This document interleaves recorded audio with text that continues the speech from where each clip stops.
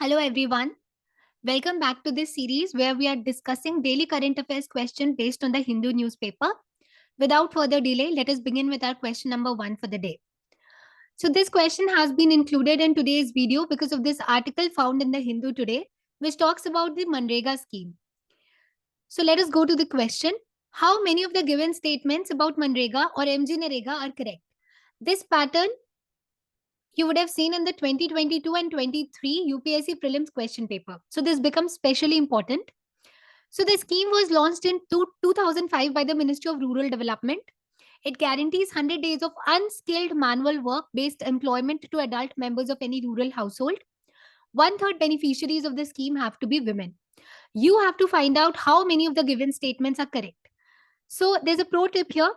The moment you see certain numbers or extreme words in a question, you have to be extra careful with that question and read it multiple times. So pause the video, read the question again, and then mention your answers. Let us go to the next slide to have a detailed answer of this question.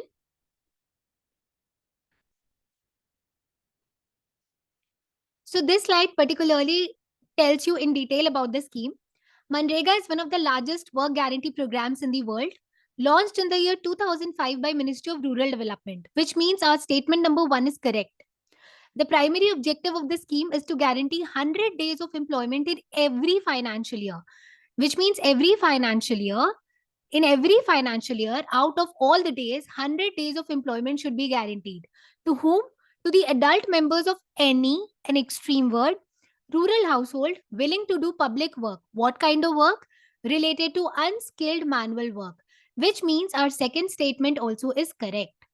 As of 22-23, there are 15.4 crore active workers under the scheme. This scheme is special because unlike many other employment guarantee schemes which have been launched before this one guarantees the legal right to work. At least one third beneficiaries of the scheme have to be women, which means our statement 3 is also correct. Wages must be paid according to the statutory minimum wages specified for agricultural laborers in the state under the Minimum Wages Act. It is a demand driven scheme, which means once a person applies in the scheme, within 50 days, he or she should be allotted a work. If there's no work allotted to this person, he or she is entitled to an unemployment allowance. So it enables the self selection of workers. It ensures or promotes decentralized planning and Gram Sabha here plays a very major role because it is the Gram Sabha that recommends the work that has to be undertaken under the scheme. So all the statements given in our question are correct, which means the answer to our question number one here is C, all. All right, let us move to the next question. The reason why this has been included is because of this article, which was found in the Hindu today, which talks about the Aralam Wildlife Sanctuary. The Aralam Wildlife Sanctuary is located in A. Kerala, B. Karnataka, C. Telangana, D. Andhra Pradesh. Let us move to the answer slide. So this slide in detail talks about this wildlife sanctuary. This sanctuary is located in the northern part of Kerala. It is situated in the Western Ghats, which is a UNESCO World Heritage Site, very famous for its endemic and rare biodiversity. This sanctuary is home to a wide variety of plant and animal species, many of which are endemic and rare. It is also home to a wide range of wildlife like elephants, tigers, leopards, Malabar giant squirrels, barking deer, various bird species.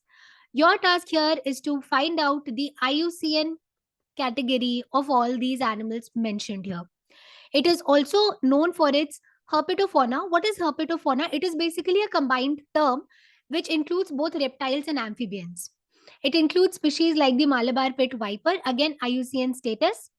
It is also known for its butterfly diversity and the Central State Farm. What is the Central State Farm? So it is a government of India's initiative which promotes hybrid coconut seeds here. The main objective of this sanctuary is obviously to conserve the natural ecosystem and biodiversity of the Western Ghats. So always remember, where is this wildlife sanctuary found? It is found in the northern part of Kerala. All right. With this, we are done with our second question. Let us move to our next question for today. The next question talks about the Gaza Strip. So, what is the Gaza Strip?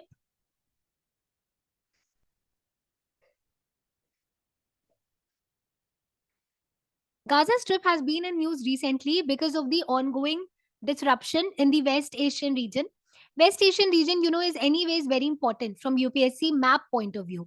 So there are certain areas which are very important like West Asia, Central Asia, Southeast Asia lately. So map work of all these areas should be very clear in your mind. So the Gaza Strip is shared between A, Egypt and Israel, B, Jordan and Israel, C, Syria and Israel, D, none of the above. Let us have a look at the map of this region to better understand this question and answer it. So this is a detailed map of the region. As you can see, the area that we are talking about is the Gaza Strip. It is shared between Israel here and Egypt here. So the answer to our question is A, Israel and Egypt.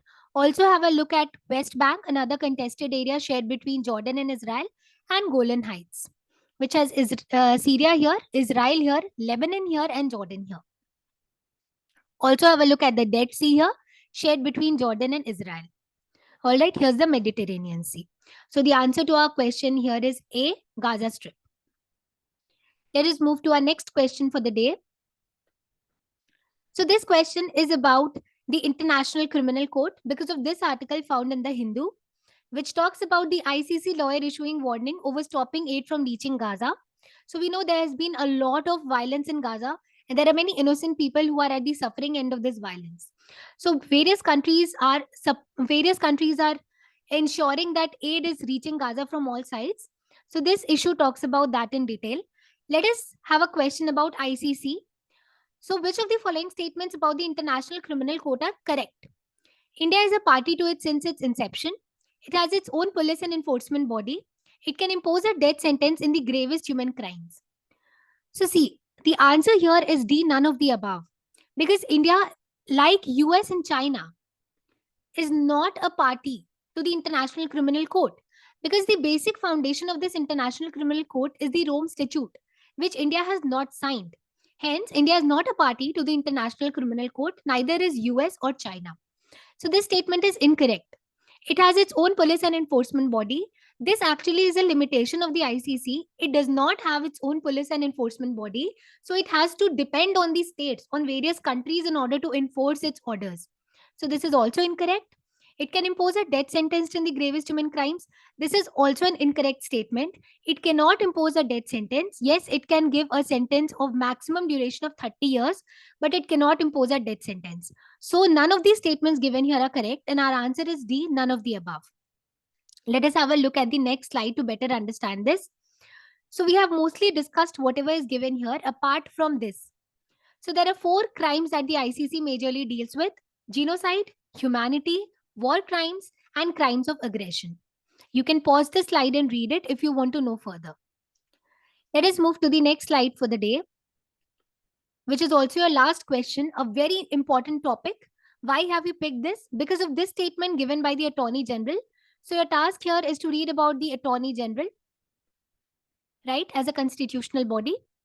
Okay, so let us go to the question. Which of the given statements about electoral bonds are correct? Bank of India issues the bonds in denomination of 1,000, 10,000, 1 lakh, 10 lakh and 1 crore. They are valid for 30 calendar days from the date of issue. They can be purchased only through checks and not digitally. So which of the given statements are correct? I would categorize this as a difficult question because of particularly this statement. The first 2 statements are comparatively easy.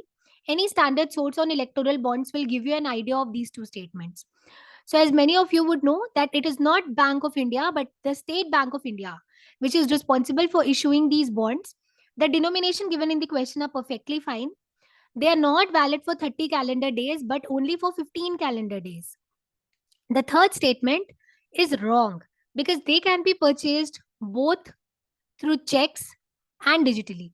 All right. So this is also an incorrect statement like A and B. So which of the given statements are correct? None of the above statements are correct. And our answer here is D. So with this, we are done with our questions for the day. Let's meet tomorrow with another set of questions based on the Hindu current affairs. I hope you're enjoying this series. Let me know in the comment section if you want me to improve further. Thank you.